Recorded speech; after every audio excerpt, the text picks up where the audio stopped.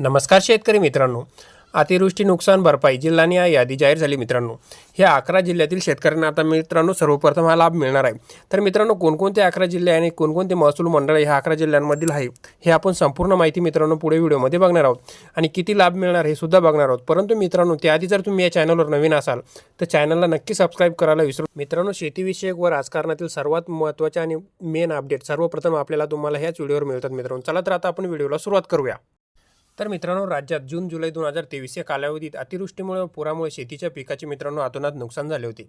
शेत जमिनीच्या नुकसानीकरता मदत देण्यासाठी निधी वितरित करण्याकरता अतिवृष्टी, पूर व चक्रीवादळ यासारख्या नैसर्गिक आपत्तीमुळे शेती पिकांचे नुकसान झाल्यास त्यांना मदत मित्रांनो ही पुढील प्रमाणे मिळत असते. ती आपण आता शासन निर्णयानुसार आता बघू मित्रांनो.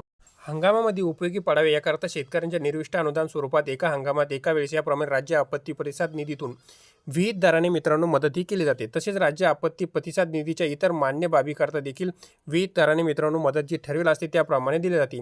नुकसान भरपाई आली की ह्या विविध नियमांचे मित्रांनो अवलंबन करून त्याप्रमाणे शेतकऱ्यांना ही मदत मित्रांनो दिली जाते.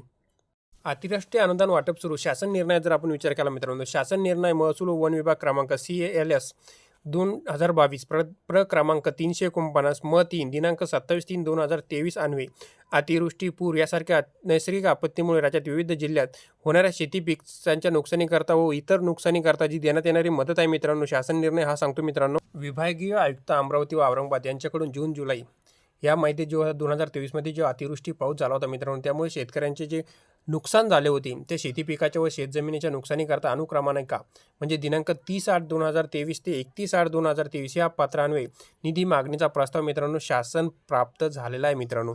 त्यानुसार आता शेतकऱ्यांना ही मदत मित्रांनो दिली जाणार आहे की कोणत्या भागात किती पाऊस पडला याप्रमाणे शेतकऱ्यांना ही मदत दिली. तर मित्रांनो, ही मदत आपण शासन निर्णयानुसार बघू की किती मदत ही शेतकऱ्यांना दिली जाणार आहे. जून ते जुलै 2023 या कालावधीत राज्यात झालेल्या अतिवृष्टीमुळे व पूर परिस्थितीमुळे शेती पिकांच्या व शेत जमिनीच्या नुकसानीसाठी बाधितांना मदत करण्याकरता राज्य आपत्ती प्रतिसाद निधीतून संदर्भ रहित क्रमांक 1 येथील शासन निर्णयान्वये निश्चित केलेल्या दरानुसार शेती पिकाच्या व शेत जमिनीच्या नुकसानीसाठी एकूण रुपये 1,07,177.01 लक्ष मित्रांनो, अक्षरी जर बघायचं म्हटलं तर रुपये 1,71,000 कोटी 77,000 लक्ष इतकी रक्कम मित्रांनो शेतकऱ्यांच्या डायरेक्ट खात्यात आताही जमा होणार आहे मित्रांनो. तर आता ही रक्कम शेतकऱ्यांना कोणत्या आणि कोणत्या पिकासाठी कशी मिळणार आहे आता आपण ती बघू. तर मित्रांनो, आपण जर विचार केला अतिवृष्टी नुकसान भरपाईची मदतचा GR संदर्भात, तर मित्रांनो जी जिरायती जमीन आहे त्या जमिनीसाठी 13,500 रुपये प्रति हेक्टर ह्या दराने मित्रांनो मदत दिली जाते. त्याचप्रमाणे बागायत जमिनीचा जर विचार केला तर मित्रांनो ती मिळते 27,000 रुपये प्रति हेक्टर आणि ज्यांचे फळपीक आहे ती या जमिनीला मिळते मित्रांनो 36,000 प्रति हेक्टर. ही होती मित्रांनो माहिती. धन्यवाद.